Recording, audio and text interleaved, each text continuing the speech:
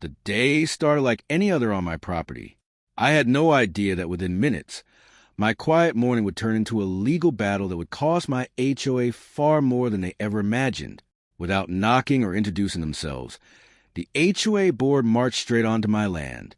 Their confident attitude made it clear they believed they had complete authority over my property. She insisted that I was violating multiple HOA rules and claimed they had the right to inspect everything on my land. I listened quietly, knowing they were making a serious mistake. Every conversation, every notice, and every property record was already organized. Long before this confrontation, I had learned that keeping good records was the best defense against bad decisions. I calmly showed them the official county records on my phone. Instead of checking the facts, they dismissed the documents and continued giving orders. Then came the unbelievable demand. The HOA president ordered me to leave my own property immediately, convinced she had the authority to remove me. Instead of arguing, I simply reached for another document. The more evidence I revealed, the more uncomfortable the HOA board began to look. Someone had called the sheriff's office, expecting me to be removed. I welcomed the deputy because I knew the official records would finally settle the argument. The deputy took his time reviewing every page. Unlike the HOA board, he wasn't interested in assumptions, only in verified facts. As the deputy finished reading the county records, the mood changed completely. For the first time, the HOA realized this wasn't going to end the way they had expected. The deputy calmly confirmed that the county records matched the homeowner's documents. There was no confusion about who legally owned the property. She searched through every page she had brought, hoping to find something that supported her claims. Unfortunately for the HOA, none of their papers overruled county property records. The deputy carefully explained where the legal property lines were located. Every marker on the survey confirmed that the HOA board had crossed onto private land without permission.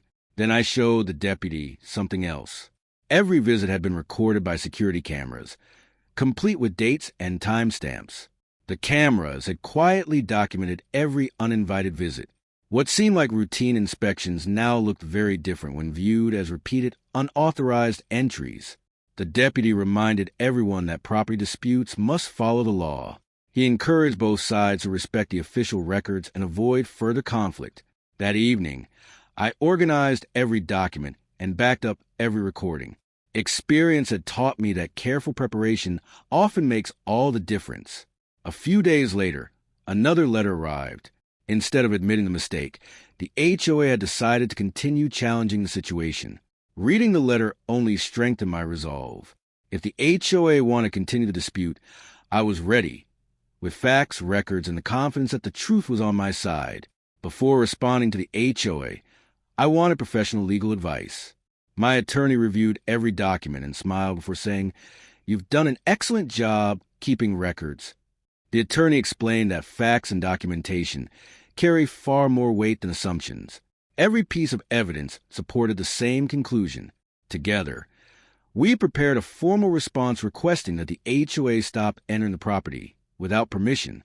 Everything was written clearly, respectfully, and supported by official records.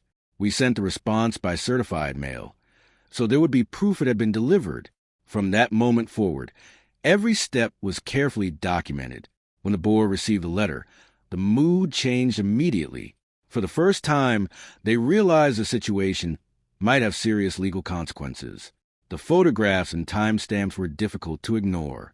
Every visit had been recorded with remarkable accuracy. While the HOA debated its next move, life on my property returned to normal. I had done everything the right way and trusted the process to work. A few days later, another certified letter arrived. This time, the tone was noticeably different from the HOA's earlier demands. The board acknowledged that the property records had been reviewed and confirmed. They also stated they would no longer enter property without permission.